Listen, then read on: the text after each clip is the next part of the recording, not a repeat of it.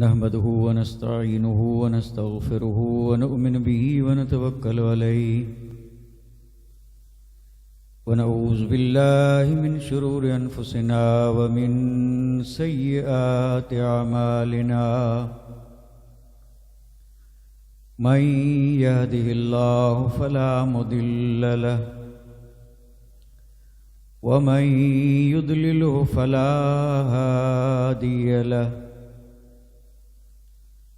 वनशहदु अल्ला इलाहा इल्लल्लाहु वहदहु ला शरीक लहु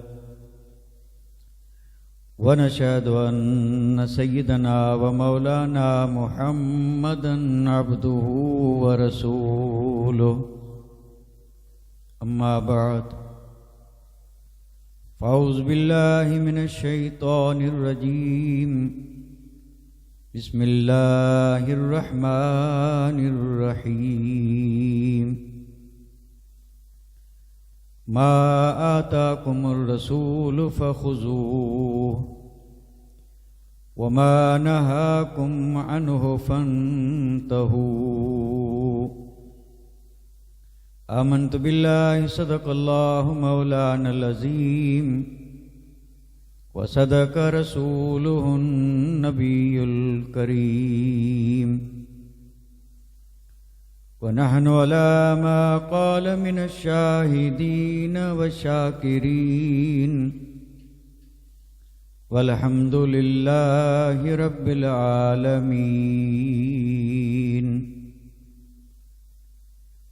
कमा क़ाल अल्लाहु तबारक व तआला फ़ी अज़मत शान हबीबिह इन्नल्लाह व मलाइकतहु युसल्लूना अलन नबी या अय्युहल्लज़ीना आमनू सल्लु अलैहि व सल्लिमू तस्लीमा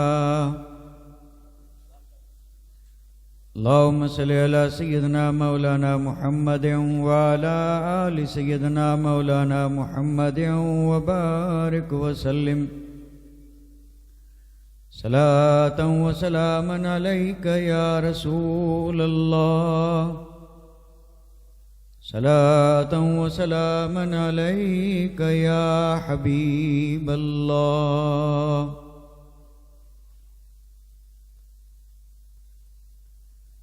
बड़े लतीफ़ हैं, नाजुक से घर में रहते हैं। बड़े लतीफ़ हैं, नाजुक से घर में रहते हैं और हमारे हुजूर हमारी चश्मे तर में रहते हैं। हमारे हुजूर हमारी चश्मे तर में रहते हैं, हमारे दिल में, हमारे जिगर में रहते हैं। हमारे दिल में, हमारे जिगर में रहते हैं।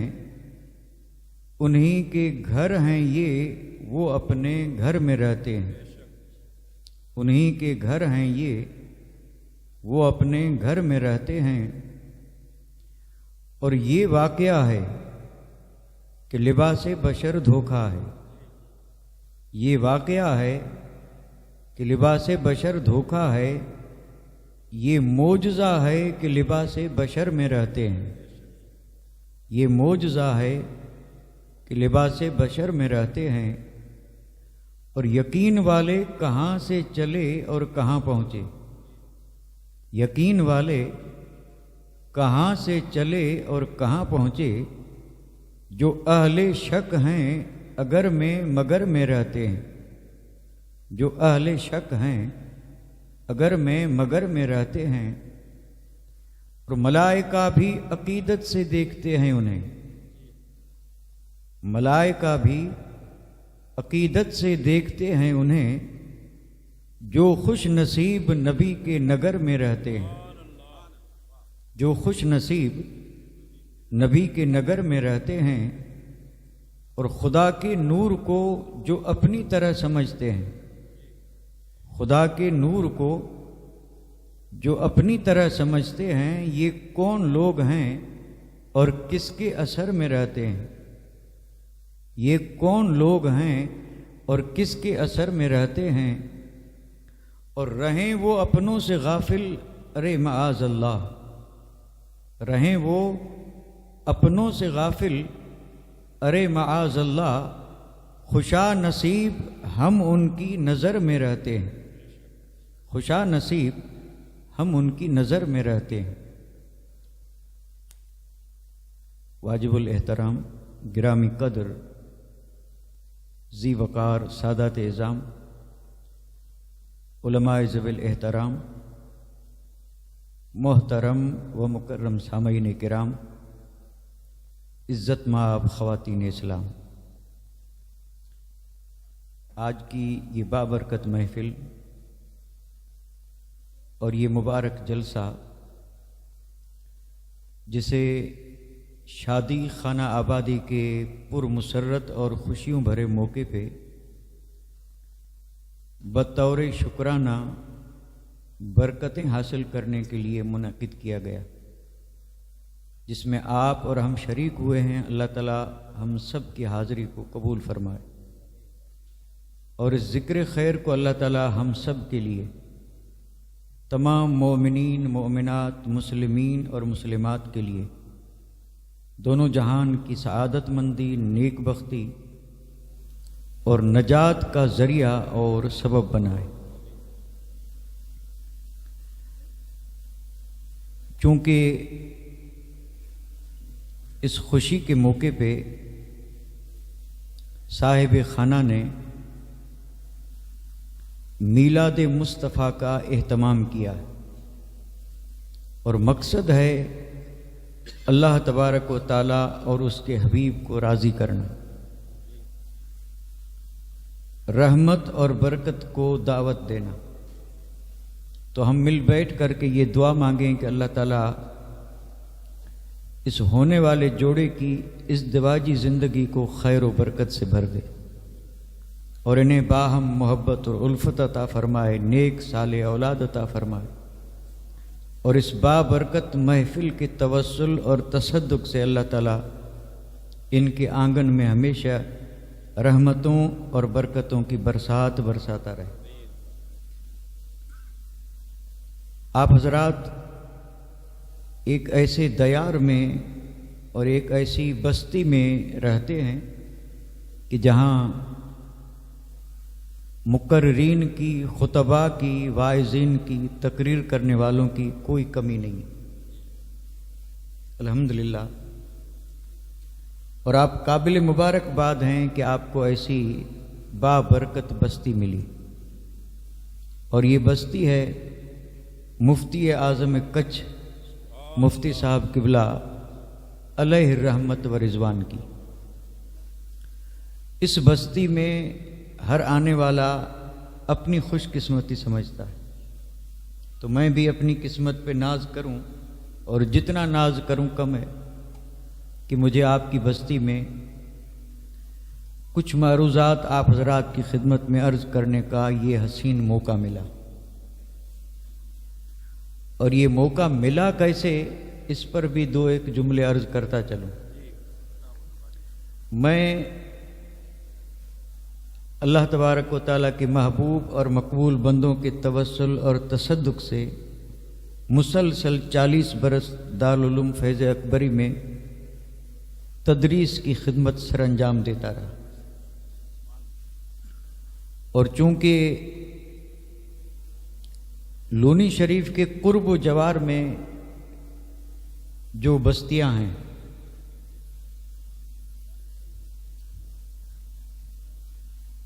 कुर्ब व जवार यानी नज़दीक, लोनी शरीफ के नज़दीक जो बस्तियां हैं, अब जाहिर बात है उन बस्तियों में 40 बरस से हमारा आना जाना रहा। दूर की बस्तियों में भी कभी कभार मौका मिल जाता था, लेकिन लूनी शरीफ से करीब की बस्तियों में जाना ज़्यादा। और उसमें भी आज जिनके घर में शादी है, इस बिरादरी की जो बस्तियां हैं वहाँ अक्सर आना जाना रहता। और बतौर ख़ास एक नाम लूँ, गांव है छसरा। और अजीज़म अब्दुर्रहमान उसी गांव के हैं। और इनके वालिद मोहतरम थे हाजी मोहम्मद इस्माइल, अल्लाह उन्हें जन्नत में आला मकाम अता फरमाए, मग़फ़िरत फरमाए।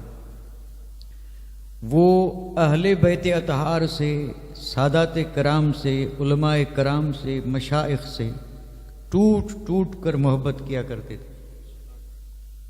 और इस फ़कीर का अक्सर उनके घर और उनके गांव में आना जाना रहता था। अब उनके बेटे ने उसी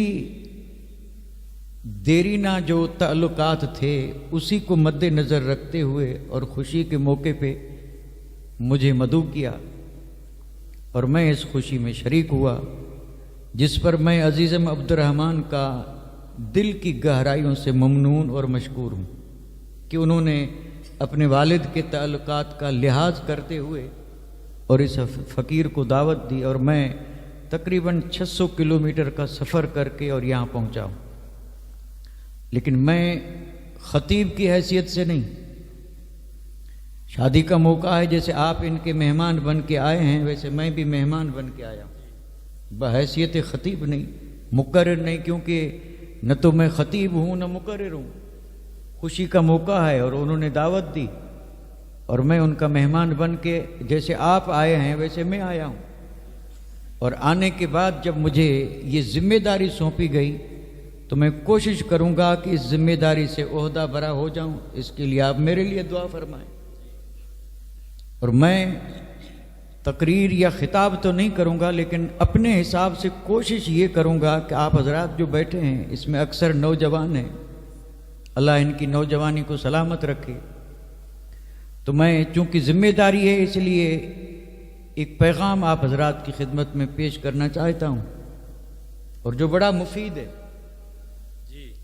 क्योंकि अगर ख़िताब होता, तकरीर होती तो उन्वान का इंतखाब होता, तो कोई ख़िताब और तकरीर तो है नहीं, ये ज़िक्र है। और ज़िक्र क्यों, तो मैंने पहले ही अर्ज़ कर दिया, एक तो ज़िक्र बराए शुक्र और एक ज़िक्र इसलिए है कि ज़िक्र जहाँ होता है वहाँ रहमत बरसती है, इसमें कोई शक नहीं। जहाँ भी ज़िक्र होता है वहाँ रहमत बरसती है और रहमत जब बरसती है तो फिर बरसती ही रहती है, अल्लाह करे बरसती रहे।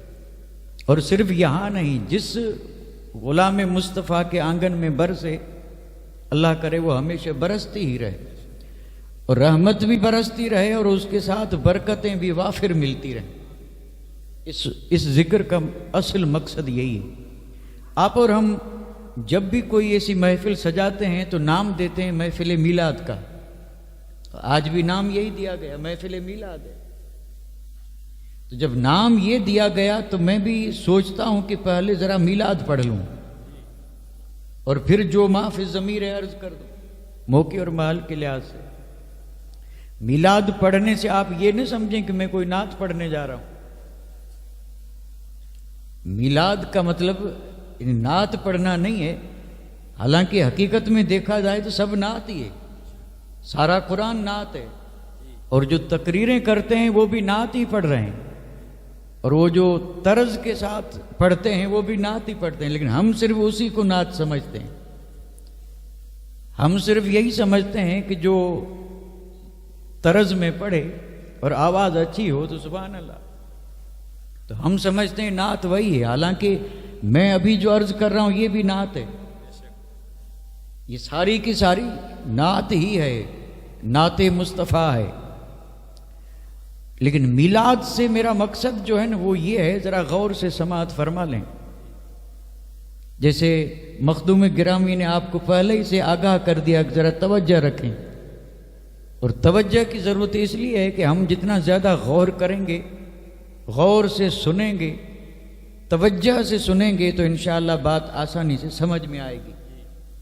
और मेरा अपना एक मामूल है कि मैं अपनी गुफ्तगू का आगाज़ करता हूँ तमहीद से, और तमहीद में भी और तकरीर में भी मैं अक्सर सवाल किया करता हूँ और सवाल करके जवाब भी मैं खुद देता हूँ।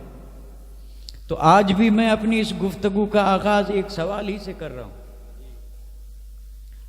लेकिन सवाल से पहले एक हकीकत है जो सब जानते हैं, भाई दुनिया में जो भी चीज़ बनी या बन रही है।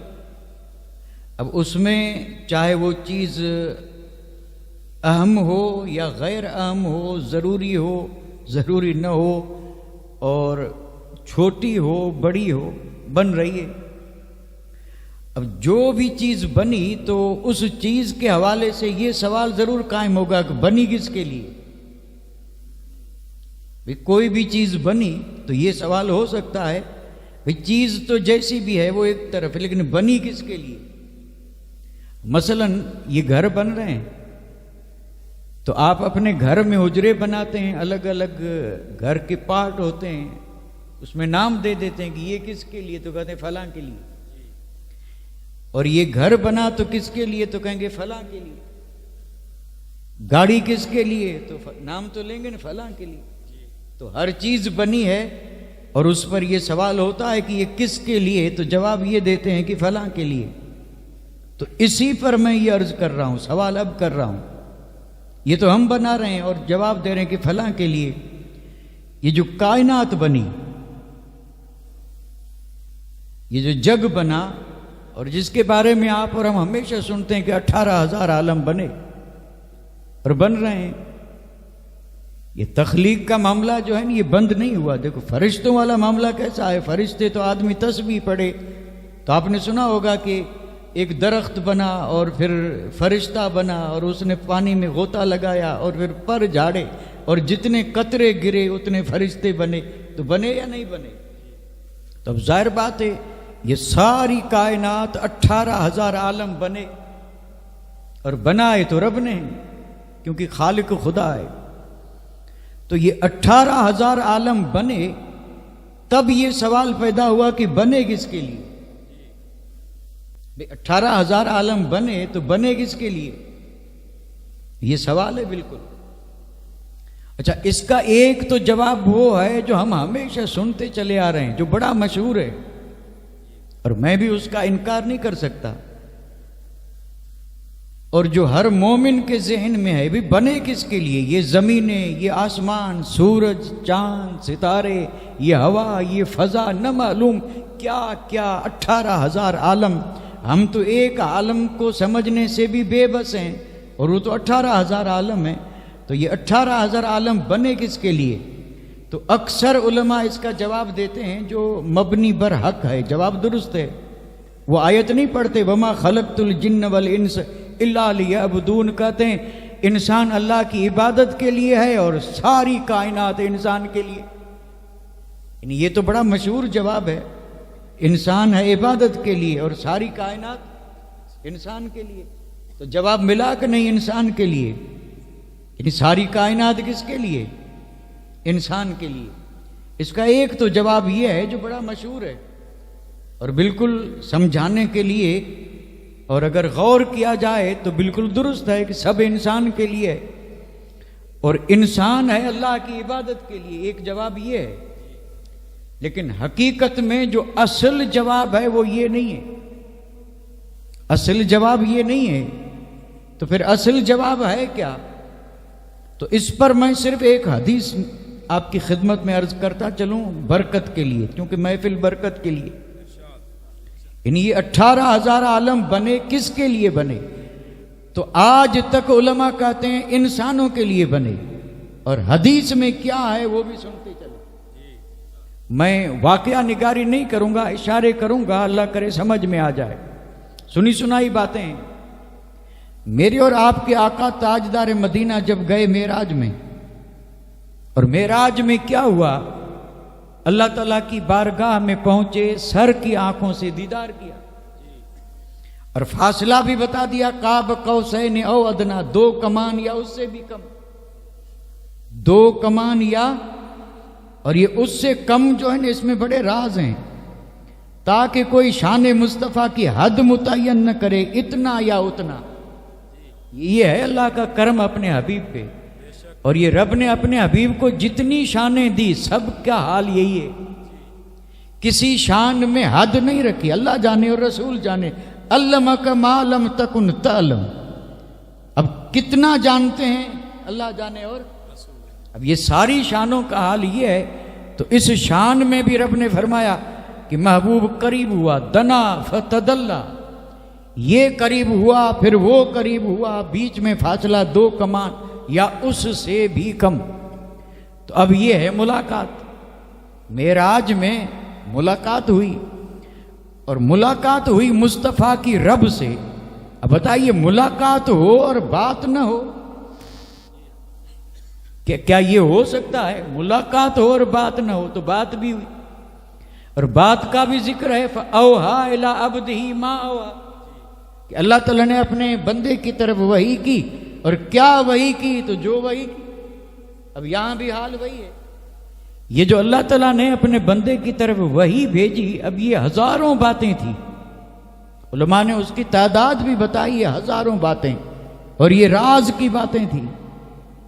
और राज जाहिर नहीं किया जाता, छुपाया जाता है। लेकिन अगर इजाजत हो और फिर अगर कोई जाहिर किया जाए तो कर सकते हैं। अब ये राज था रब के और मुस्तफ़ा के बीच में, लेकिन रब की तरफ से जिन जिन बातों को जाहिर करने की इजाजत थी, मेरे आका ने जाहिर कर दी। और जाहिर भी किस पे की? जो मुस्तफ़ा के महबूब थे उन पे। और ये भी रब का करम है, गोया कि रब की रहमत यूं फरमा रही थी, महबूब हैं तो राज, लेकिन आप जब सुबह मेराज का जिक्र करेंगे और अगर अबू बकर ने कह दिया कि बातें क्या हुई, ये देखिए, ये हैं यानी मुहिब और महबूब की बातें। तो रब ने फरमाया कि अबू बकर मांगे और आप न बताएं, तो बता, फरमाया अगर अबू बकर जैसा कोई महबूब कहे तो ये बता देना। तो वो राज जो रब और मुस्तफ़ा के बीच में थे और सहाबा महबूब हैं, उन पर मेरे आका ने जाहिर फरमा दिए। उन जाहिर जो फरमाए उनमें से एक बात ये थी, उनमें से एक बात ये थी, और वो बात क्या थी? मेरे और आपके आका ने सहाबा कराम से फरमाया कि जब मेरी रब से मुलाकात हुई और बात हुई, तो रब ने मुझसे फरमाया कि मेरे महबूब अना व अंत।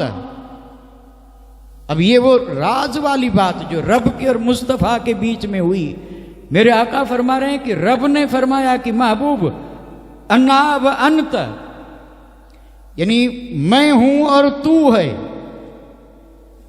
अब ये आप और हम नहीं समझ सकते, ये तो जो आशिक हैं वही समझ सकते हैं कि इस कलाम में और इस अंदाज में कितनी अजमतें पोशीदा हैं। रब ने फरमाया महबूब मैं हूं और तू है। वमा सिवा खलक तो ले अजलिक, महबूब इसके सिवा जो है सब तेरे लिए। अब जवाब क्या मिला? आपने गौर किया? यानी रब ने फरमाया महबूब मैं हूं और तू है, और इसके सिवा जो है, अब इसके सिवा क्या है? खुदा ही है, यानी खुदा है, मुस्तफ़ा है और बाकी मखलूक है। और रब ने फरमाया खलक तो ले अजलिक, ऐ महबूब ये सारी मखलूक मैंने तेरे लिए बनाई। तो जवाब क्या मिला? यानी ये 18,000 आलम मा सिवल्ला, अल्लाह के सिवा जो कुछ है रब ने बनाया। और अब सवाल किसके लिए बनाया? किसके लिए बनाया? तो इस हदीस पाक की रोशनी में आला हजरत ने बताया, उन्होंने गोया इसी हदीस का तर्जुमा किया है और बड़े अच्छे अंदाज में किया है। और अगर सिर्फ उन्होंने जो जवाब दिया उसी जवाब पर कोई बोलने वाला हो तो उम्र गुजर जाए, लेकिन जवाब खत्म नहीं होगा। इसी हदीस की रोशनी में आशिक कहते हैं कि ज़मीनो ज़मा तुम्हारे लिए, मकीनो मकां तुम्हारे लिए, चुनीनो चुना तुम्हारे लिए, बने दो जहां तुम्हारे लिए, और मैं सब बीच में छोड़ करके और आखिरी बंद अर्ज कर दूं कि उन्होंने कहा या रसूल अल्लाह हम आए यहां, हम आए यहां। आप गौर करें ना, हम आए यहां और करें या रसूल अल्लाह तुम्हारे लिए। बस इस पर मैं सिर्फ एक जुमला अर्ज कर रहा हूं कि हम आए उनके लिए। हम ऐलान तो ये करते हैं कि आए तुम्हारे लिए, और हाल देखें तो सब दुनिया के लिए। तो सच्चे हैं या? थोड़ी कड़वी बात है, बहुत भारी बात है भाई। हम आए यहां किसके लिए?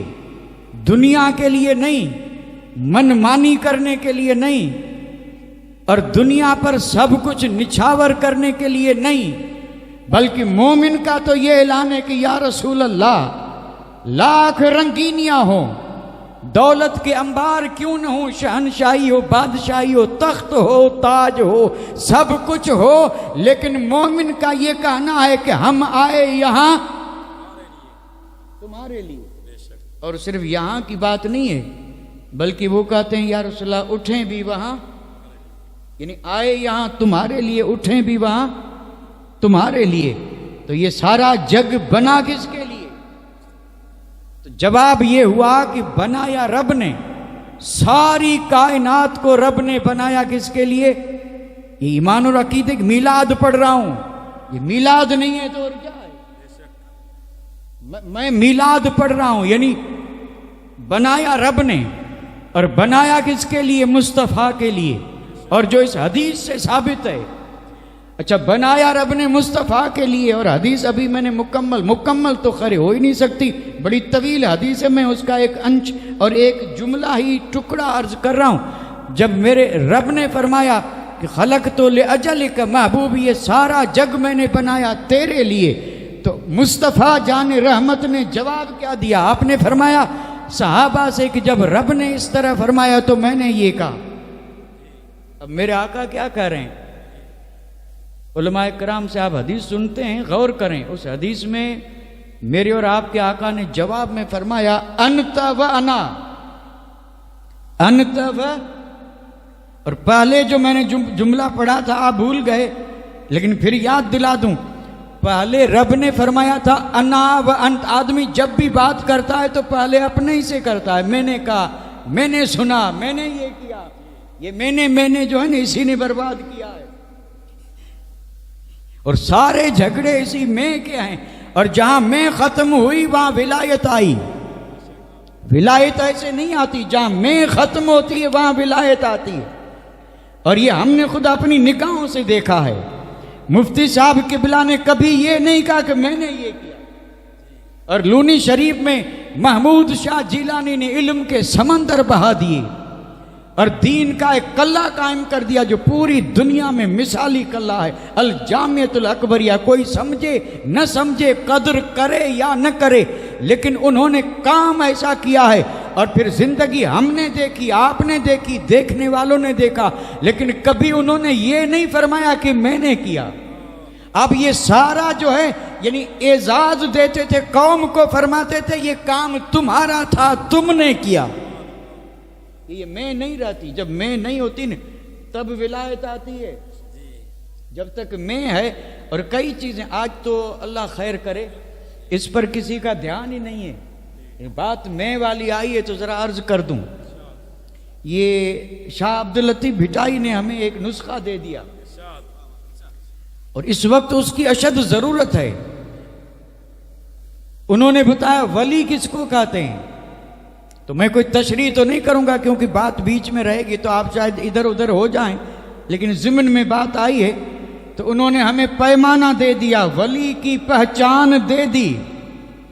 और पहचान ये दी कि जे भाइये जोगी थिया, जे भाइये जोगी थिया तो तमा छड़ तमाम, गोला जे गोलन जा तन जो थी गुलाम, सब्र जी शमशीर से कर कीने खे कतलाम, त नागा तो जो नाव लिखजे लाहूतियन में।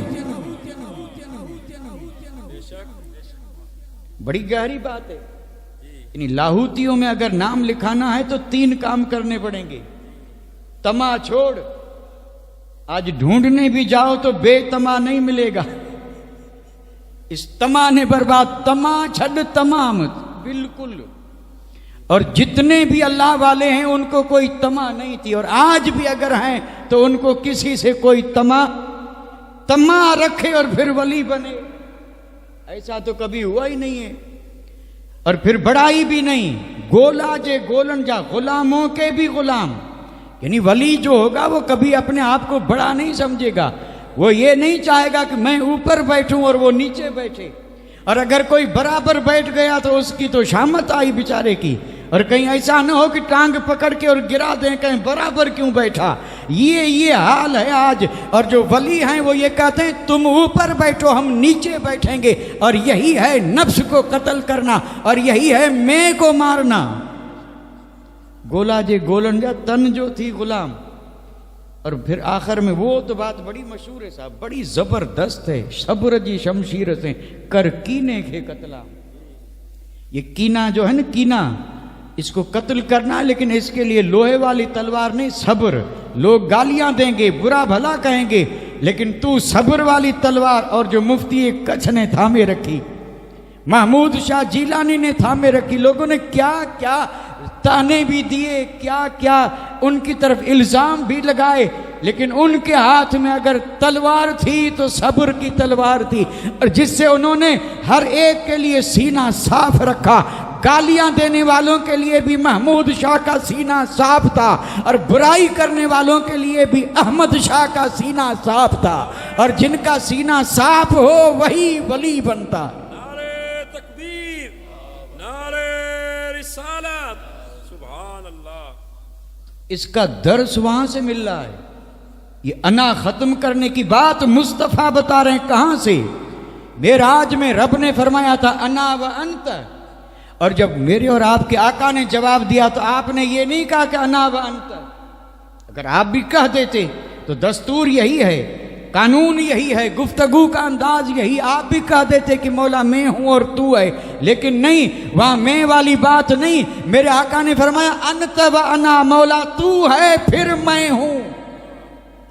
रब ने फरमाया था मुस्तफ़ा मैं हूं और तू है, और मेरे आका ने ये नहीं कहा कि मैं हूं और तू है, फरमाया मौला तू है और मैं हूं। और फिर फरमाया जो मेरे और तेरे सिवा है तरक तो ले अजल का, तूने बनाया मेरे लिए, मैंने सब छोड़ा तेरे लिए, मैंने सब छोड़ा तेरे लिए। तो साबित क्या हुआ? जग बना किसके लिए? मुस्तफ़ा के लिए। अच्छा, बना मुस्तफ़ा के लिए, तो जिसके लिए बनेगा मालिक भी वही होगा कि नहीं? भाई जो चीज जिसके लिए बनी मालिक कौन होगा? वही होगा। तो जब जग सारा बना मुस्तफ़ा के लिए तो मालिक कौन है? ये है हमारा ईमान और अकीदा। इसी हदीस की रोशनी में कोई मन घड़त बात नहीं है। हम अहले सुन्नत व जमात जो बुजुर्गों का दामन थामे हुए हैं, और बुजुर्गों के दरबार से हमें जो अकीदा मिला है वो ये है, और जिसको आशिक ने यूं बयान किया है कि मैं तो मालिक ही कहूंगा। आला हजरत कह रहे हैं कोई कहे न कहे उसकी मर्जी, वो जाने, उसका काम जाने। और जो नहीं कहेगा तो जन्नत में कैसे जाएगा? भाई जो ये कहे कि मुस्तफ़ा मालिक नहीं है तो फिर जन्नत में जा सकता है? तो यहीं से ऐलान कर रहा है। इसलिए तो फरमाया तुझसे और जन्नत से क्या मतलब, मुनकिर दूर हो हम रसूलुल्लाह के, जन्नत रसूलुल्लाह की। ये इको बंद कर दिया। यानी जब मुस्तफ़ा के लिए जग बना है तो मालिक भी कौन हुए? मुस्तफ़ा हुए, इसमें भी कोई शक नहीं। और हम ये ऐलान करते हैं कि खालिक खुदा, मालिक मुस्तफ़ा। अच्छा, फिर एक सवाल कर दूं अगर इजाजत हो तो, हम इस जग में हैं या नहीं? हम कहाँ हैं? इस जग में हैं, आलम में हैं, कायनात में हैं, माँ सिवल्ला में हैं कि नहीं? और नहीं है तो कहाँ हैं? भाई हम भी तो इसी जग में हैं ना। तो हम जब जग में हैं तो हमारा मालिक कौन? भाई हम जग में हैं तो हमारा भी कोई मालिक है, और मालिक कौन है? मुस्तफ़ा। खालिक खुदा है, हमारे मालिक मुस्तफ़ा। हमारे मालिक मुस्तफ़ा हैं, और जब हमारे हैं तो फिर जो चीज हमारी है, जो चीज हमारी, उसका मालिक कौन हुआ? मुस्तफ़ा। अच्छा, मर्जी किसकी चलती है, मालिक की या किसी और की? मैं देखो जुमले अर्ज कर रहा हूं, और तवज्जो होगी, समझेंगे तो बात समझ में आ जाएगी। मर्जी किसकी? जो मालिक है उसी की। और अगर मिल्क मेरी है और उसमें कोई आके कब्जा करे तो मार खाएगा, और अगर हिम्मत नहीं है तो फिर केस होगा, जेल जाना पड़ेगा।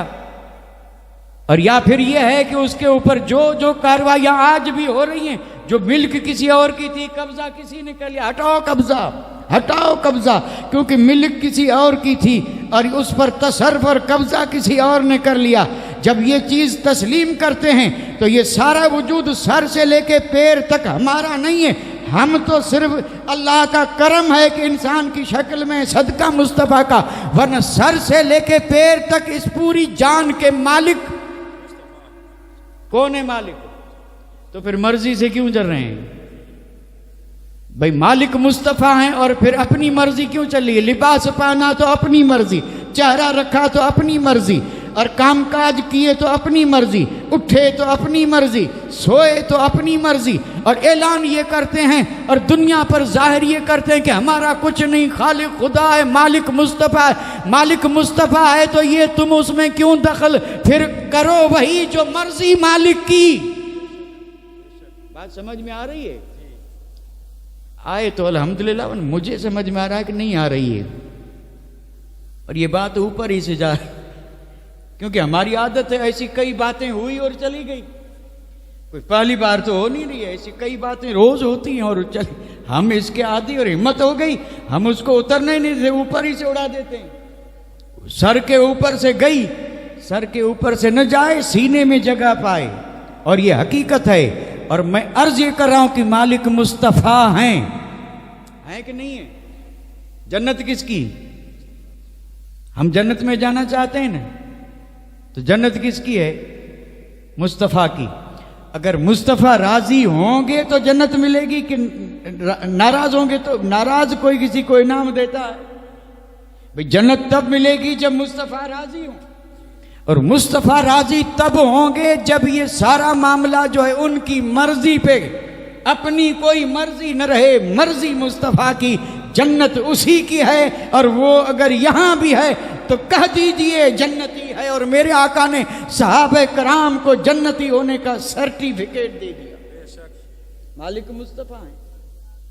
लेकिन फिर एक बात अर्ज करता चलूं इसी ज़िम्न में, खालिक खुदा बनाया जग मुस्तफ़ा के लिए, मालिक भी बनाया किसको? मुस्तफ़ा को। अब जाहिर बात है, मालिक जब मुस्तफ़ा हैं तो फिर तकसीम भी कौन करेगा? वही जो मालिक हो।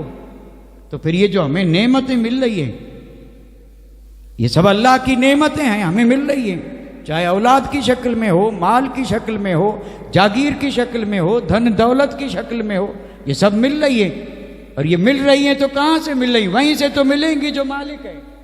और मालिक जब मुस्तफ़ा हैं तो फिर नतीजा क्या निकला कि खाते हैं तेरे दर का, पीते हैं तेरे दर का, और पानी है तेरा पानी, खाना है तेरा खाना, सब या रसूल अल्लाह जो कुछ है ये हमारा कुछ नहीं, ये सब सदका मुस्तफ़ा का।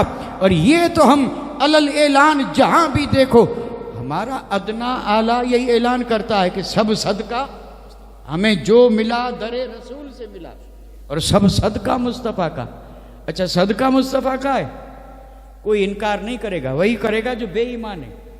ईमान वाला हर आदमी कहता है कि भाई जमीन मिली, सदका मुस्तफ़ा का, आसमान सदका मुस्तफ़ा का, बारिश सदका मुस्तफ़ा का, पैदावार सदका मुस्तफ़ा का, ये औलाद सदका मुस्तफ़ा का, औलाद परवान चढ़ी सदका मुस्तफ़ा का, और फिर आंगन में बाहर आई सदका। तो जिधर देखो सदका मुस्तफ़ा का।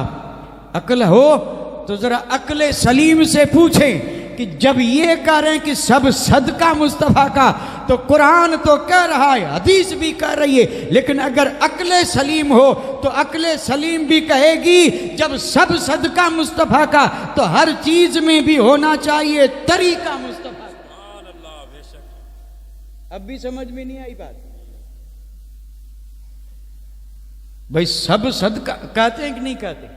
हर ईमान वाला, और है भी हकीकत। अच्छा, यहां मैं अगर कहना चाहूं इजाजत लेके तो कह सकता हूं, कहना नहीं चाहिए, नहीं कहना चाहिए, लेकिन समझाने के लिए कह रहा हूं। भाई जो आदमी ये कहता है कि सब सदका मुस्तफ़ा का, तो फिर होना ये चाहिए कि तरीका भी हर चीज में। पानी सदका मुस्तफ़ा का, तो जब पिए तो तरीका भी, खाना सदका मुस्तफ़ा का, तो जब खाएं तरीका भी, लिबास, लिबास गौर गौर से सुने, लिबास, लिबास तो आप कह रहे हैं सदका मुस्तफ़ा का, तो फिर तरीका भी क्या है? तो इस पर मैं ये अर्ज कर रहा हूं कि जो आदमी ये कह रहा है सब सदका मुस्तफ़ा का, तो अगर इसमें सच्चा है तो अपना ले तरीका मुस्तफ़ा का, और अगर मुस्तफ़ा का तरीका नहीं अपना सकता तो ये कहना छोड़ दे, और छोड़ देगा तो क्या होगा? नऊज़ बिल्लाह, अल्लाह महफूज रखे, अल्लाह महफूज रखे। जब हम ये कहते हैं सब सदका मुस्तफ़ा का, तो दुनिया पर भी साबित कर दें कि हम सच्चे हैं, और जब सदका मुस्तफ़ा का तो हर चीज में तरीका भी। ये जो शादी हो रही है ना, ये सदका किसका? तो यहां तो नहीं, हर मोमिन के घर हो रही है, और बाज़ जगहों पे तो तरीका बिल्कुल गैरों का। उनसे भी पूछो तो कहेंगे सदका ये मेरे नबी का सदका है, सदके में औलाद मिली, औलाद परवान चढ़ी, औलाद जवान हुई, और आज ये दिन मिला, सदका मेरे आका का, रहमतुल आलमीन का, कुर्बान जाऊं आका तेरी अता पे, तेरे करम पे, तेरे सदके पे, सब सदका मुस्तफ़ा का। और फिर आंगन में देखो तो क्या इसको ये जेब देता है कि वो ये कहे?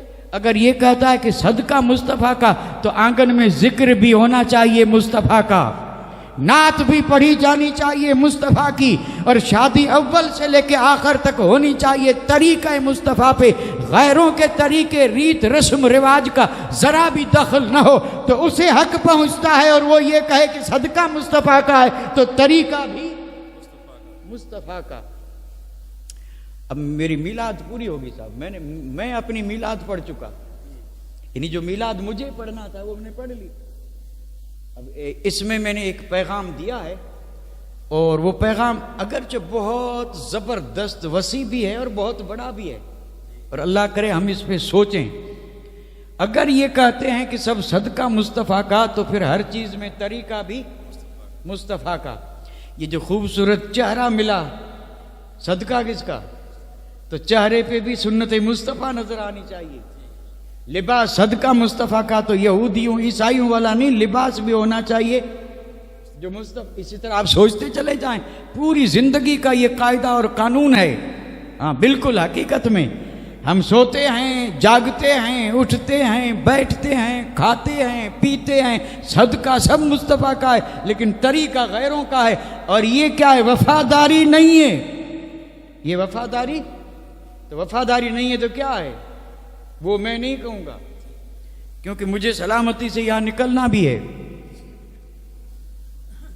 हो सकता है कोई सर फिरा निकल। यानी वफादारी का जिद तो जानते हैं ना, अपोजिट भाई। जैसे रात का जिद दिन है, अंधेरे का जिद रोशनी है, और भलाई का जिद बुराई है। तो वफा का जिद क्या है? आप तो जानते हैं, फिर भी नहीं। मैं इतना बोला, आप कुछ भी नहीं बोले। कम से कम खुशी का मौका है, कोई एक तो बोल देता कि इस वफा का जिद क्या है।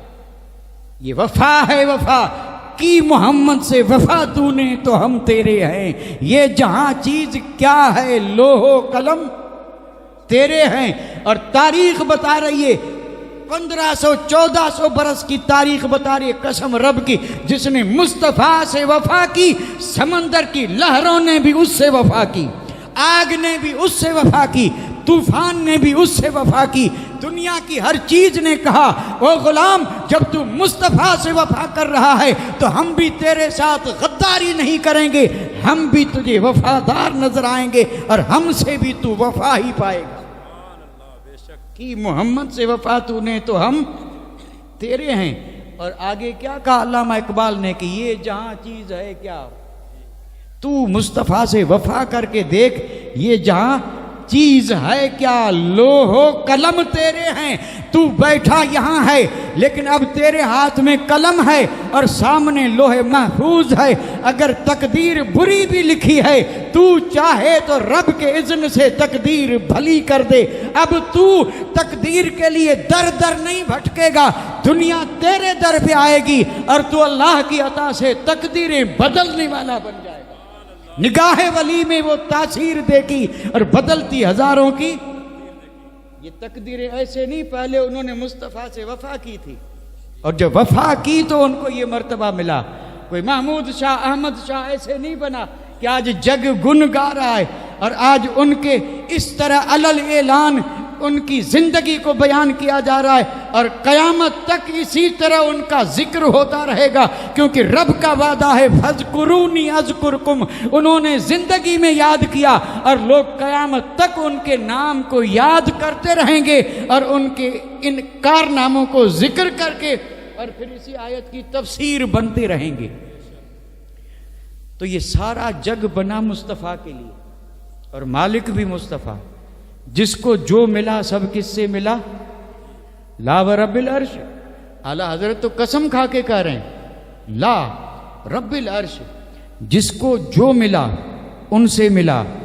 बढ़ती है कौनैन में नेमत रसूलुल्लाह की, बढ़ती सिर्फ इस जग में नहीं, बढ़ती है कौनैन में नेमत रसूलुल्लाह की। वो जहन्नम में गया, कौन?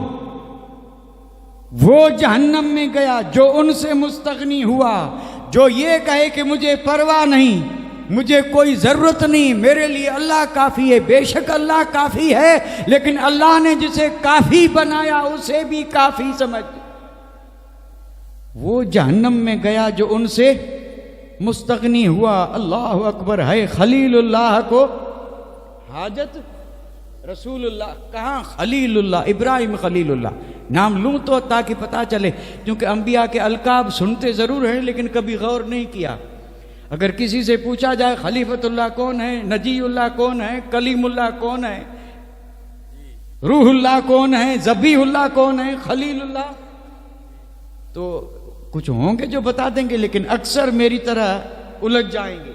सुने बहुत हैं लेकिन पूछने पर याद नहीं। याद रखना चाहिए खलील कौन है, हबीब कौन है, कलीम कौन है, नजी कौन है, सफी कौन है, मसीह कौन है, जबी कौन है। और ये सब अंबिया हैं जिनकी मोहब्बत हर मोमिन के दिल में मौजज़न है, लेकिन हाल मोमिन का ये है कि नाम से भी सही माना में वाकिफ नहीं। ये सब शान वाली हस्तियां हैं, कोई कलीमुल्लाह, कोई रूहुल्लाह, कोई ज़बीहुल्लाह, कोई खलीलुल्लाह। हज़रत इब्राहिम खलीलुल्लाह हैं, मूसा कलीमुल्लाह हैं, मेरे और आपके आका हबीबुल्लाह हैं, हबीबुल्लाह हैं। तो मुस्तफ़ा मालिक और सारी चीज़ उनकी ममलूक है। तो फिर जब हम ये ऐलान करते हैं, उर्दू बंद अब पढ़ूंगा नहीं, आगे मेरी हिम्मत नहीं पड़ रही है, वो आला हजरत वाला बंद मैं वहीं छोड़ देता हूँ, अभी जो मैं पढ़ रहा था ना। और अगर चाहें तो सिर्फ बंद पढ़ दूं, चाहें तो थोड़ा सवाल भी कर दूं, कोई हर्ज तो है नहीं। ठंडी हवा लग रही है, गर्मी हो रही तो मुझे हो रही है, आपको तो ये इस इलाके की ठंडी हवा, सुभान अल्लाह। बाकी कोई नेमत न भी हो, यही ठंडी हवा भी बहुत बड़ी नेमत है। ये जो ठंडी हवाएं आपको लग रही है ये भी बहुत बड़ी नेमत, लेकिन इसका एहसास कब हो, जब गर्म हवा लगे। और जहाँ लगती है वहाँ आप कभी गए नहीं तो पता कैसे चले कि गर्म हवा कहते किसको है और लगती कैसे है। नाम जरूर सुना, बड़ी नेमत है रब की कि तुम्हें रात दिन ठंडी हवा के झोंके लग रहे हैं, और ये भी किसी का सदका है। और अल्लाह करे सलामत रहे, कहीं ये हवाएं भी गर्म न हो जाएं। और अगर वफा छोड़ दी, इसी तरह अगर बेवफाई करते रहे तो हो सकता है कहीं ये हवाएं भी साथ छोड़ दें, हवाएं भी कह दें कि मोहम्मद से वफा तूने तो हम तेरे हैं। अभी नहीं, वो अभी तो लग रही है ठंडी, अल्लाह करे लगती रहे।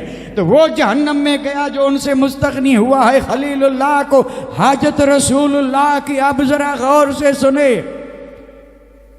तुझसे और जन्नत से क्या मतलब, सुना है ना। और इस पे नारे भी लगते हैं। आप तो खैर यहाँ नारे की जरूरत भी नहीं, और हम वैसे नारों के आदी भी नहीं है, क्योंकि हमारी बात पे नारा कौन लगाए। हमारी बात पे कोई ना अगर लगाना भी चाहता है तो हिम्मत नहीं होती। नारे कहाँ लगते हैं? नारे वहां लगते हैं जहां कहते हैं फिक्र मत करो, मैं हूं ना, ले जाऊंगा। तो देखिए, एक नहीं 10 यूं नारे लग जाते। हाँ, फिक्र क्यों कर रहे हो, मैं हूं, इसी यही मैं वहां ले जाएगी। ये जो कहते हैं ना मैं हूं, तो मैंने शैतान को रांधे बारगा कर दिया। और शैतान जहां मैं जहां होगी, जहां शैतान होगा वहीं मैं भी जाएगी, क्योंकि ये मैं चली वहां से है। तो अर्ज ये कर रहा था,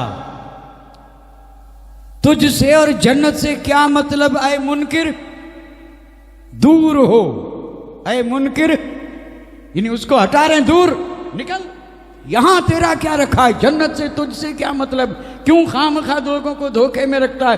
और ये कहता फिरता है कि मेरे साथ आओ, मुसल्ला उठा लो, तस्बीह उठा लो, गड्ढा बना लो, ये करो वो करो, जन्नत में जाएंगे। तुझसे और जन्नत से क्या मतलब, ऐ मुनकिर दूर हो, क्यों दूर हो। तो इन दीवानों ने कहा, इन दीवानों ने, ये जो सामने बैठे हैं और जो फैले हैं पूरी दुनिया में, मैं उन सब की बात कर रहा हूं। दीवाने, मुस्तफ़ा के दीवाने, गौस के दीवाने, मुर्शिद के दीवाने, अहल बैत के दीवाने, हसनैन के दीवाने, अली के दीवाने, फातिमा के दीवाने, ये दीवाने जो हैं, इन्होंने कहा दूर हो जा, तुझसे और जन्नत से क्या मतलब है, मुनकिर दूर हो। तो वो मुनकिर करा, मैं दूर हुआ।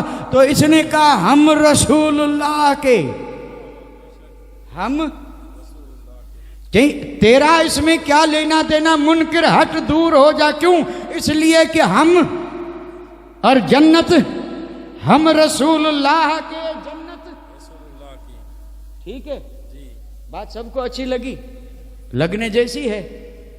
लेकिन कहते वक्त कभी देखा था कि हम रसूलुल्लाह के हैं?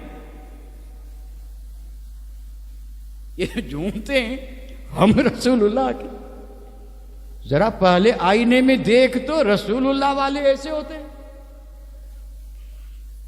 रसूलुल्लाह, अबू बकर रसूलुल्लाह के थे, तो है कोई जिसका चेहरा अबू बकर की तरह सुन्नत से सजा हो? तो सोचते चले जाएं कितना बड़ा फ्रॉड है और कितनी हिम्मत है। उनसे कहते हैं तू दूर हो जा, हम रसूलुल्लाह के। जरा कद्दे आदम आईना के सामने खड़े होके और फिर जरा हुलिया तो देख लेते कि क्या रसूलुल्लाह वाले ऐसे होते हैं। तो कहते हुए जरा भी ख्याल नहीं आया कि हम रसूलुल्लाह के। हालांकि हमारा तो हाल ये है कि हम सरापा बन गए शैतान के और ऐलान करें हम रसूलुल्लाह के नहीं। जन्नत में वही जाएगा जो वाकई रसूलुल्लाह का है, और रसूलुल्लाह का वही होगा जिसको मुस्तफ़ा कहते हैं कि ये मेरा है। और मुस्तफ़ा इस हमारी तरह जो उनको कहेंगे ये मेरा है, अगर भैया हद हो गई। जिसकी कोई चीज़ सुन्नत के मुताबिक नहीं, जो दीन पर चलता नहीं, दीनदारी का नामो निशान नहीं, और सरापा सारी उम्र गुजरी बेदीनी में, और फिर मेरे आका उसको कहेंगे कि तू मेरा नहीं। मेरे आका तो उसी को कहेंगे जो सच्चा दीवाना होगा, सुन्नतों का पाबंद होगा, दीनदार होगा। और जिसे मुस्तफ़ा एक बार कह दें कि तू मेरा है तो बेड़ा पार। लोग तो इसी के मुतमन्नी रहते थे कि मेरे आका एक बार कह दें कि तू मेरा है। इस पर एक बात याद आई, लेकिन वो मेरा मजमून अभी आधा बाकी है, पूरा मुकम्मल आधा मजमून बाकी है। और आप इसी आधे में मैं देख रहा हूं थक चुके हैं, क्योंकि जहां तक मेरा ख्याल है आपके यहाँ दस्तूर ये है कि तकरीर सिर्फ 1 घंटे की, उससे ज्यादा नहीं। ये दस्तूर है यहाँ का।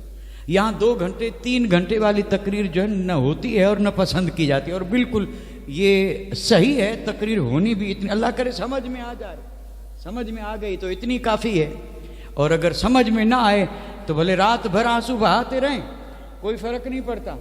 तो खैर मैं वो वाक़या अभी अर्ज़ नहीं कर रहा हूँ, मैं अपनी जो आधी तकरीर है उसको पौना करके और इख्तसार के साथ अर्ज़ कर, जो मौके और महल के लिहाज से मैंने जो आयत पढ़ी, तकरीर अब कर रहा हूँ। मैंने कहा ना पहले मैंने मीलाद पढ़ी, अब तकरीर कर रहा हूँ। ज़रा संभल के बैठें, होशियार होके बैठें। सोने की रातें और भी हैं, और ये रातें पहले तो रत जगा, यानी पूरी पूरी रात जागते थे या नहीं?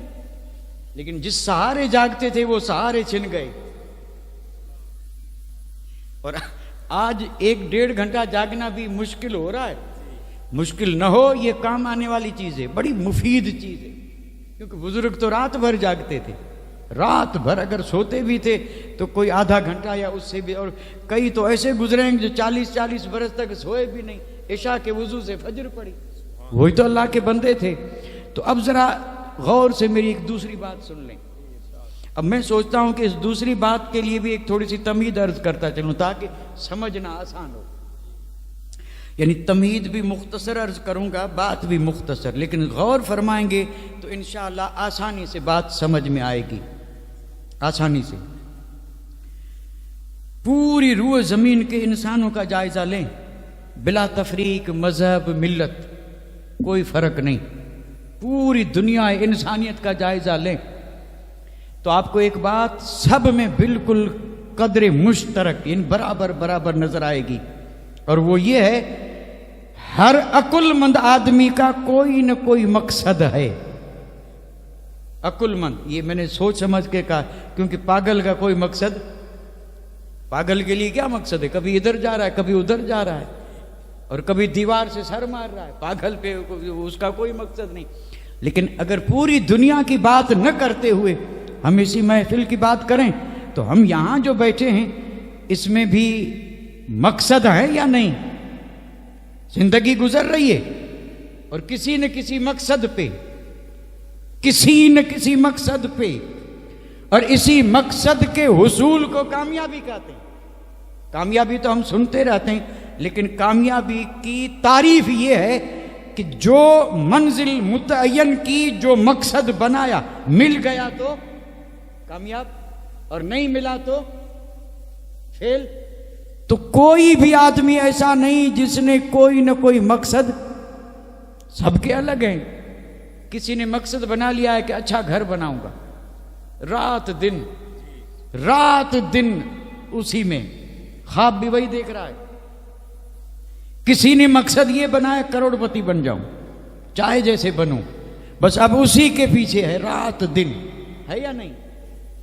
किसी ने मकसद ये बनाया है कि कुर्सी मिले।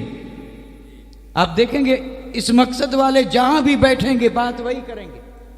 और अगर कोई नेक काम भी करना होगा तो पीछे मकसद यही होगा। बड़े से बड़ा नेक काम कर रहे हैं, लेकिन मकसद यही होगा कुर्सी मिले, और उस कुर्सी के लिए गोया कि इस नेकी को जरिया बनाया। बर्बाद नहीं होंगे तो और क्या होगा? और ये मकसद के लिए, मकसद सबका है या नहीं? और फिर हुसूल मकसद के लिए दुआएं मांगी जाती हैं। साहब, हमने खुद देखा, यहां से गए बैतुल्ला, जहां जगह जगह पे दुआएं कबूल हो रही है, और वहां जाकर के इसने मांगा तो वही अपना मकसद मांगा। कोई कह रहा है मौला बेटा नहीं है, बेटा दे दे, दौलत नहीं है, मौला दौलत दे दे, तेरे घर के सामने हूं, अस्साइल बिबाबिक या अल्लाह, ऐ अल्लाह ये भिखारी तेरे दर के सामने है और इसका सवाल सुन, मिस्कीन हूं, गरीब हूं, दौलतमंद बना दे। और मक्के से जगह जगह दुआएं कबूल हो रही हैं, और ये वहां वही मांग, कोई कुर्सी मांग रहा है, कोई घर मांग रहा है, कोई धन मांग रहा है, कोई दौलत मांग रहा है। यही सब फानी चीजें जो बर्बाद करने वाली, यहां से वहां पहुंचे। हद तो ये है कि मक्के पाक से होके मदीने पहुंचे, जहां जन्नत ही जन्नत है, सारा मदीना जन्नत है, जन्नत की क्यारी में भी है, तो वही मांग रहा है। रोजे रसूल के सामने मुवाजहे में जैसे कि हुजूर के सामने खड़ा अर्ज करता, या रसूल अल्लाह उन्जुर हाल नाजरा, मेरा हाल तो देखे। उसके पास इतना धन, मेरे पास कुछ नहीं, या रसूल अल्लाह गनी फरमा दें, माल दे। क्या मांगा? मकसद है और मांग भी वही रहे। सारी दुनिया के इंसानों का कोई न कोई मकसद है। अब जरा गौर से सुने, सारे इंसान किसी न किसी मकसद के लिए जिंदा हैं, और मकसद हयात किसी न किसी चीज को सारे इंसानों ने बना लिया। उन्हीं इंसानों में साहिब ईमान भी है कि नहीं? कि साहिब ईमान इंसानों से बाहर है? ये भी तो इंसान है, वो इंसान है, ये साहिब ईमान है, वो अंधेरे में है, ये नूर में है। और ये जो है ये जन्नती है और वो दोज़खी हैं, बड़ा फ़र्क है। इंसान और है, साहिब ईमान और है। और अगर कोई साहिब ईमान दौड़ करके इंसानों के साथ मिल के कहे मैं तुम जैसा, वो जाने उसका काम जाने, जैसे कि आज हो रहा है। साहिब ईमान दौड़ करके पहुंच गया उनके साथ, उन्हीं की तरह बिल्कुल पहचान खत्म। सलाम न करे तब तक पता भी नहीं चलता कोई साहिब ईमान है, और नाम न बताए तो पता भी नहीं चलता कि कोई साहिब है, क्योंकि सब उन जैसा, इंसानों जैसा, साहिब ईमान जैसा कुछ भी नहीं है, तो सिर्फ नाम है। अंदाजा फरमाए, इससे बढ़ करके सोचने वाली बात क्या होगी? साहिब ईमान अलग है, इंसान अलग है। तो सारे इंसानों के मकसद गिनने जाएं तो गिन भी नहीं सकते। जितने इंसान उतने मकसद, उतने मतलब, उतना मतलूब मकसूद। मैं ये अर्ज कर रहा हूं कि सारे इंसानों का मकसद जो है, क्या मोमिन का मकसद भी वही? क्योंकि मोमिन तो सबसे अलग है, हर लिहाज से अलग है, हर चीज में अलग है, यहां तक कि उठने बैठने में। हद तो ये हो गई कि अगर हाजत असलिया भी जा रहा है तो उसमें भी सबसे अलग है या नहीं? भाई मैं बार बार अर्ज कर रहा हूं, न हो तो ये इसकी मर्जी और कमजोरी है, लेकिन अल्लाह और उसके रसूल ने सारे इंसानों से ईमान वाले को हर चीज में क्या कर दिया? अलग कर दिया। कपड़ा पहनना है ना, तो पहनते सब हैं, लेकिन इसको अलग कर दिया कि पहले दायां हाथ फिर बायां, उतारने में पहले बायां फिर दायां। चप्पल सब पहनते हैं, लेकिन वो इंसान है, चाहे जैसे पहने। तू साहिब ईमान है, पहनना है तो पहले दाएं से पहन, उतारना है तो बाएं से। अंदाजा फरो, ये साहिब ईमान है तब ना। तो हर चीज जब अलग है तो क्या वही मकसद होना चाहिए जो इंसानों का है? नहीं, हरगिज नहीं। सबके मकसद अपनी जगह पे। साहिब ईमान का सिर्फ और सिर्फ एक ही मकसद, सिर्फ, और वो मकसद क्या है? कि मुझसे मेरा रब और मेरा रसूल राजी हो। साहिब ईमान की पूरी जिंदगी में मकसद एक ही, और वो मकसद ये है कि मुझसे मेरा रब राजी हो और मेरा रसूल राजी हो। अब वो रात दिन कोशिश भी यही करता रहे कि करूं वही, पहनूं वही, खाऊं वही, और जिंदगी ऐसे गुजारूं कि जिससे मेरा रब और मेरा रसूल राजी हो। साहिब ईमान की जिंदगी का मकसद, मकसद हयात रिजाए मौला है, और रिजाए नहीं, रिजा नहीं समझे, यानी ईमान वाले की पूरी जिंदगी का मकसद एक है कि रब राजी। और तो जैसे माल वाले का मकसद माल है, उसके लिए कोशिश कितनी करता है? कोई हद है कोशिश की? तो जिसका मतलब रिजाए इलाही और रिजाए मुस्तफ़ा है, वो इससे भी ज्यादा कोशिश करता है कि मेरा रब मुझसे राजी हो और मेरा रसूल मुझसे राजी हो। समझ में नहीं आएगी बात जब तक कि इसके लिए कोई मिसाल न दी जाए। और मिसाल के लिए हमें इधर उधर जाने की जरूरत नहीं है। मेरे और आपके आका ताजदार मदीना ने तरबियत फरमा के, तज़किया फरमा के, कयामत तक आने वाले मुसलमान के लिए 1.25 लाख सहाबा की जमात दे दी और हर सहाबी को नमूना बना दिया। पर मैं समझ में ना आए तो इनको देख लेना। अब अल्लाह और उसके रसूल की रिजा चाहिए तो आइए सबसे पहले अबू बकर को देखें, सिद्दीक़ अकबर को देखें कि उन्होंने अल्लाह और उसके रसूल को राजी करने के लिए जब जरूरत आई सीने पर, जिस्म पर तकालीफ बर्दाश्त करने की, अबू बकर ने कहा बर्दाश्त कर लूंगा लेकिन अल्लाह रसूल राजी हो। माल देने की बात आई तो उमर ने आधा दिया, अबू बकर ने पूरा दिया। क्यों? इसलिए कि उनका मकसद यही था कि अल्लाह राजी हो, रसूल राजी हो। और ये तो माल की बात है। सहाबा ने अपने बेटे कुर्बान कर दिए। क्यों कुर्बान किए? मकसद यही था कि अल्लाह और उसका रसूल राजी हो। और सिर्फ बेटों तक महदूद नहीं, जब उन्होंने देखा कि मौका आया है, जान नहीं देंगे तो न रसूल राजी होगा न खुदा राजी होगा, तो फिर बढ़ चढ़ के आगे बढ़ रहे थे। दूसरों को कह रहे थे पीछे हट, पहले जान मैं दूंगा। और जब जान दी तो उन्होंने कसम खा करके कहा फुज़ तो बिरब्बिल काबते, रब्बे काबा की कसम में आज कामयाब हो गया। और अगर नाम देखना चाहें, सीरत पढ़ना चाहें तो हजरत ज़ियाद बिन सकन की सीरत पढ़ लें।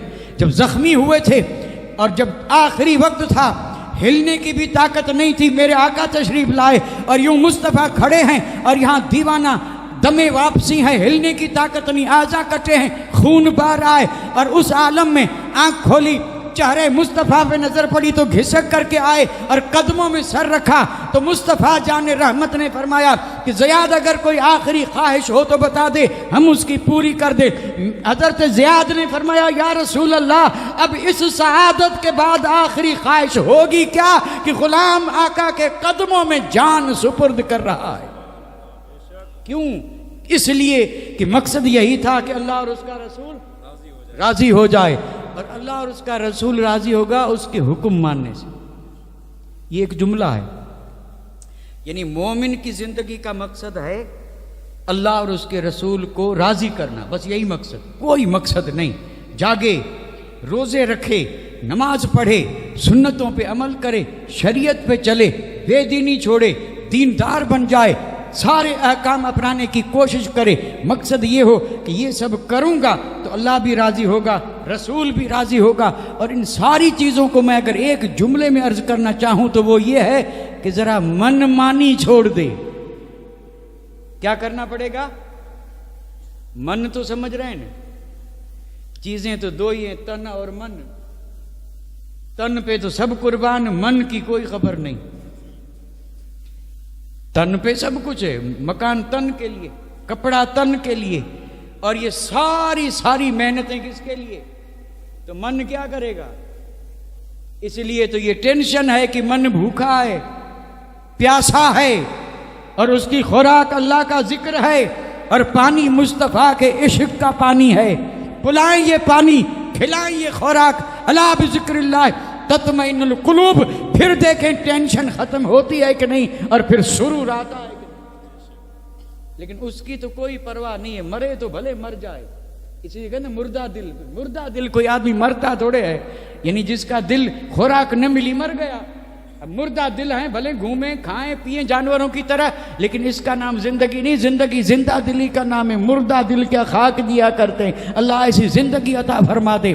तो मैं अर्ज ये कर रहा था, हुक्म मानेंगे तो अल्लाह भी राजी और रसूल भी, और हुक्म भी किसी एक अमर में नहीं, मुकम्मल जिंदगी हर मोड़ पे, हर मैदान में काम वही करें जिससे अल्लाह राजी। और जैसे ही पता चले, अगर पता नहीं था तो अलग बात है, जैसे ही पता चले तौबा कर लें और वही राह अपनाएं जो राह रसूल की है और जो राह खुदा है, जिसको सिराते मुस्तकीम कहा गया, और उसी पर चलेंगे तो रंग चढ़ेगा। अल्लाह करे वो रंग चढ़ जाए। और यहाँ तो पता नहीं कितने रंग हैं, एक दो होते तो नाम भी लेते, यहाँ तो कोई एक है नहीं कि नाम ले, ये तो हो गए चित कबरे। बात अच्छी लगी भाई, नाम किसका होगा? एक रंग होगा तो कहेंगे सफेद, नीला, पीला, लाल, दो हैं, दोनों के नाम लेंगे। जिसको कहते थे दो रंगी, फिर आजकल बढ़ते बढ़ते दुनिया हो गई सतरंगी, लेकिन 7 रंग हैं। और अगर 7 रंग से भी ज़्यादा रंग हों और एक दूसरे से घुल मिल करके, और फिर कोई एक रंग गालिब न रहे, इधर ये उधर वो, जिधर देखे उधर रंग ही रंग, तो उसको फिर लाल पीला नहीं कहेंगे, उसको वही कहेंगे जो मैं अभी कह चुका। और ये जो है ना, इससे अल्लाह की पनाह, चित कबरा, इसको कोई पसंद करेगा? अभी अगर कोई चित कबरा आ जाए तो सब कहेंगे दूर दूर दूर हटो दूर। ये क्यों भैया, इंसान है, इससे इतनी नफरत क्यों? तो कहेंगे इसका जिस्म तो देखो कितने रंग हैं, लोग डरने लगते हैं। डरने क्यों लगे कि रंग गया नाम गया। अल्लाह अकबर, रंग है तो नाम है। और मेरे और आपके आका ने भी मोमिन को रंग दिया था, कुरान ने दिया था, सिबगतुल्लाह। वो मुस्तफ़ा के गुलाम, तुझ पे सिर्फ एक रंग चढ़े और उस रंग का नाम है अल्लाह का रंग, और वो रंग है दीन मुस्तफ़ा। दीन का रंग चढ़ जाए, फिर न बताने से पहले भी लोग जान जाएंगे कि ये इस रंग वाला कौन है। कोई बताने की जरूरत नहीं। यहां तो क्या, मैदान महशर में भी सब पहचानेंगे कि इस रंग वाला मुस्तफ़ा का दीवाना है। अल्लाह करे ये बात समझ में आ जाए। बस सिर्फ एक बात और बड़े इख्तिसार से अर्ज करके और आपसे इजाजत हो। और वो बात मेरी इस चीज पर है कि अल्लाह और उसका रसूल राज़ी तब होंगे जब हम उनके हुक्म को मानेंगे, हुक्म को, और दुआ करें अल्लाह तौफीक दे। जब दुश्मन की मान रहे हैं तो उसको छोड़ के और माने उसकी जो हशर में कब्र में काम आए। सरासर जो दुश्मन है उसकी हर बात मानने, ये अकुलमंदी है क्या? इन शैतान लिल इंसान अदु मुबीन, ये कुरान है। ये शैतान जो है ना ये दुश्मन है और खुल्ला दुश्मन है। उसने जो कहा खुशी खुशी मान लिया कि नहीं माना है। अगर कोई इनकार करे तो जरा सामने आकर के कहे कि नहीं माना, तो हम साबित करेंगे नहीं माना। क्या तेरा वजूद ही गवाही दे रहा है, सरापा तूने उसी की मानी, अल्लाह और रसूल की मानी कहाँ? नहीं मानी। और फिर ये हठ धर्मी नहीं मानेगा, उसी से अल्लाह और उसका रसूल राजी। इस पर मैं एक बात अर्ज कर रहा हूं बड़े इख्तिसार से, और हदीस का ये वाकया है। सुभान अल्लाह,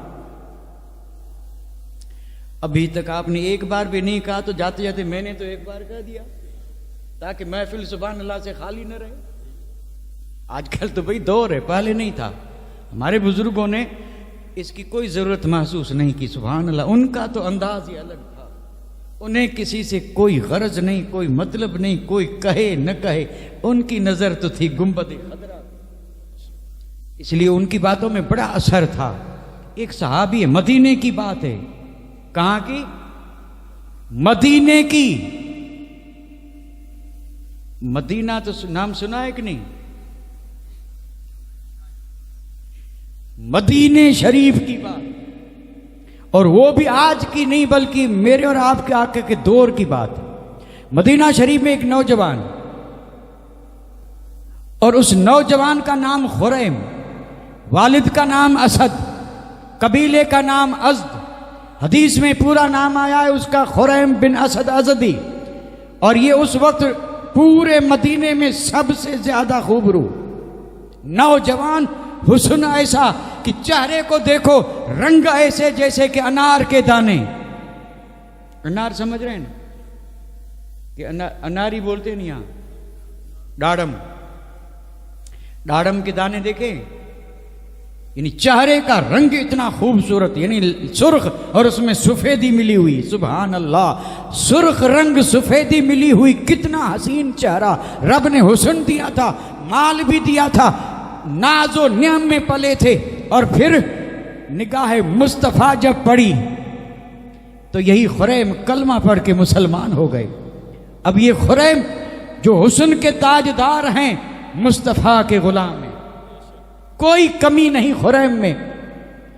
और मेरे आका ने इतना नवाजा, इतना नवाजा कि खुरैम मुस्तफ़ा का महबूब नजर बन गया। अब एक दिन की बात है, ये खुरैम, उनके हुस्न का तज़किरा तो मैं सिर्फ 2-4 जुमलों से हुस्न को बयान करना चाहें तो उसके लिए भी वक्त चाहिए कि उनको रब ने हुस्न कैसा दिया था, खूबसूरती कैसी दी थी।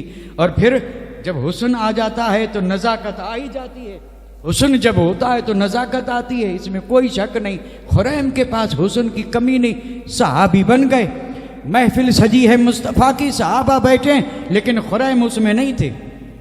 मेरे आका जब सहाबा से बातचीत करते तो फिर वहां पर हदीस, कुरान, ये सारी बातें, दोज़ख, जन्नत, अहकाम, मसाइल, कभी कभी दुनिया की बातें भी होने लगती।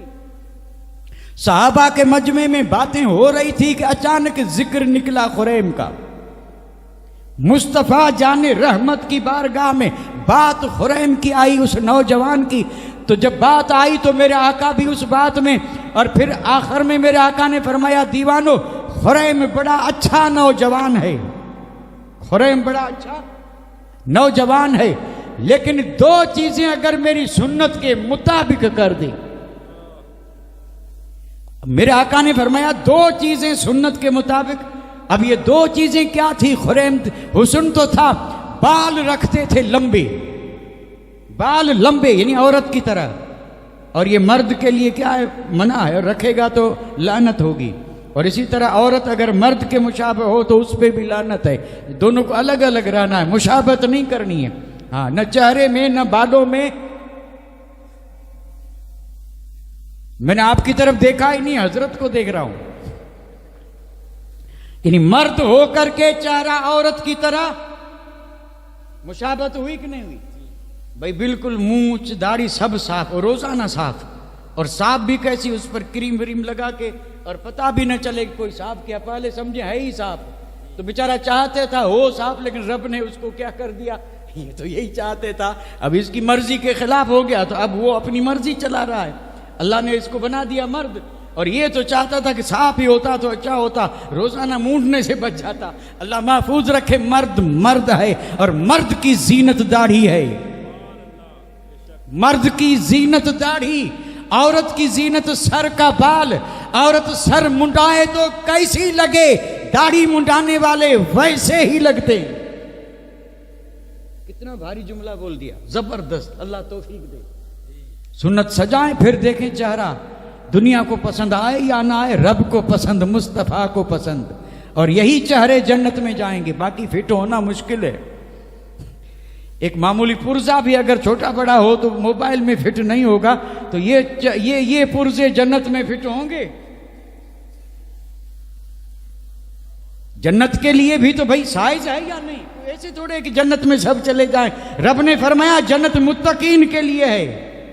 जो इल्लत यानी जन्नत को रब ने बनाया ही मुत्तकीन के लिए है। तो मैं ये अर्ज कर रहा था कि खुरैम के बाल बड़े, और ये सुन्नत के खिलाफ है, क्योंकि सुन्नत या तो कान की लौ तक या कंधे तक, बाल बड़े थे। और चूंकि नजाकत थी इसलिए ये चादर जो पहनते थे वो टुखनों से नीचे जमीन पर घसीट करके चलते थे, और ये तकब्बुर की अलामत है। और अगर इसी नीयत से हो और इसी में नमाज पढ़ी जाए तो वाजिबुल यादा है। ये शरीयत का मसाला। बाल लंबे, टुखने से नीचे चादर। मेरे आका ने फरमाया खुरैम बड़ा अच्छा नौजवान है, लेकिन दो चीजें अगर मेरी सुन्नत के मुताबिक कर दे, बात हो गई, आई गई, महफिल बर्खास्त हो गई। महफिल में से एक सहाबी उठा, इत्तफाक देखिए, वो जिस गली में जा रहा था सामने से खुरैम आ गए। सामने से खुरैम उसी नाज और अंदाज के साथ, यानी खुशबू में महक रहे हैं, गलियां महक रही है, इतनी तो खुशबू है। लंबे बाल हैं, चादर घसीटते आ रहे हैं, हुस्न की कोई कमी नहीं। रोज आते जाते लोग देखते थे और लोग भी कहते थे वाह तेरी जवानी, क्या जवान है। लोग भी बड़ी तारीफें करते। खुरैम सामने आया, उस सहाबी ने सलाम किया, हजरत खुरैम ने जवाब दिया। तो जवाब जब दिया तो खुरैम ने कहा मुबारक हो, उस सहाबी ने कहा खुरैम मुबारक हो। तो खुरैम ने कहा मुबारक कैसी? कहा आज तो हुजूर तेरा जिक्र कर रहे थे, आज हुजूर तेरा जिक्र कर रहे थे। खुरैम झूम उठा, कहा मुझे याद कर रहे थे, कोई काम होगा, मैं अभी जा रहा हूं। उसने कहा जाने की जरूरत नहीं, काम नहीं। तो इस खुरैम ने कहा फिर मेरी बात कैसे हुई? तो साहबी ने कहा बातों बातों में तेरी बात आई और मुस्तफ़ा ने ये फरमाया खुरैम बड़ा अच्छा है, लेकिन मेरी दो सुन्नतें अगर बरकरार रखे और सुन्नत के खिलाफ करा, अगर सुन्नत के बराबर हो जाए तो नौजवान बड़ा अच्छा है। तेरे बाल बड़े हैं और चादर तेरे टुखनों से नीचे है। अब गौर से सुने, ये खुरैम को जब ये खबर मिली कि ये मेरी चीज़ सुन्नत के खिलाफ है, तो हदीसों में खुरैम ने कदम नहीं उठाया, कदम वहीं जमाए रखा और बुलाया, कहा जल्दी जाओ कैंची ले आओ। और कैंची ले आने वाले से कहा कि अभी मेरे बाल यहीं काट के सुन्नत के मुताबिक कर। सुभान अल्लाह। उसी जगह पे कदम नहीं बढ़ाया। बेशक ये है वफा, इसी का नाम है वफा। कदम नहीं बढ़ाया, बाल सुन्नत के मुताबिक किए, चादर को खींचा, टुखनों से ऊपर किया। अब खुरैम जा रहे हैं खरामा खरामा। कल वाले खुरैम और थे, आज खुरैम का हाल और है। जहाँ से भी गुजरे, जिसने भी देखा उसने कहा खुरैम ये क्या हाल हुआ, तेरे बाल कहाँ गए, तेरी चादर जो लटकती थी वो कहाँ गई। खुरैम का सर झुक गया, आंखें बरसने लगी। खुरैम ने कहा पूछने वाले, वो कल जो तूने देखा वो मेरा शौक था और आज जो देख रहा है ये मेरे नबी का ज़ौक है और नबी के ज़ौक पे मेरा शौक कुर्बान। बेशक एक है हमारा शौक और एक है आका का ज़ौक। गुलाम वही है जो अपने सारे शौक नबी के ज़ौक पे क्या कर दे, कुर्बान कर दे। वमा अलैना इल्लल बलाग व आखिर दावाना अनिल हम्दुलिल्लाहि रब्बिल आलमीन। जाने रहमत लाखों सलाम शम्अ बज़ में हिदायत पे लाखों सलाम मुस्तफ़ा जाने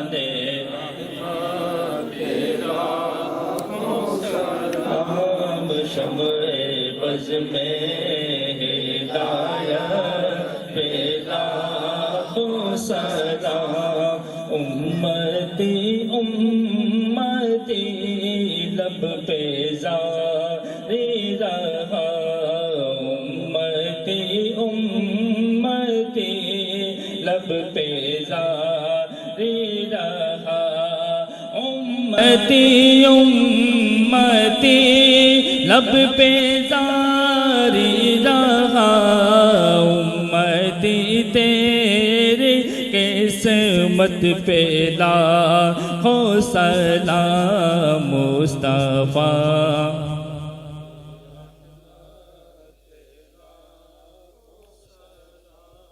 शम्अ बज़ में हिदायत पे लाखों सलाम। गौसे आज़म इमाम तुक़ा वल्लो का, गौसे आज़म इमाम तुक़ा वल्लो का, गौसे आज़म इमाम तुक़ा वल्लो का। जलवाए शान कुदरत पे लाखों सलाम मुस्तफा।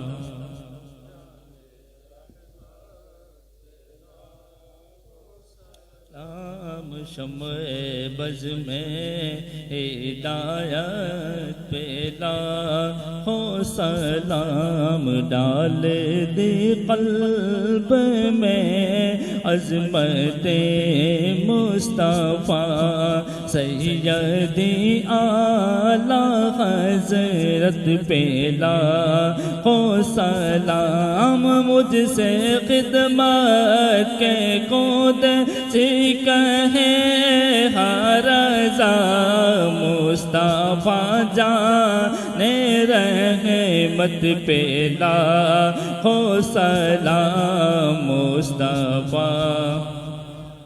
रहमत पे लाखों सलाम।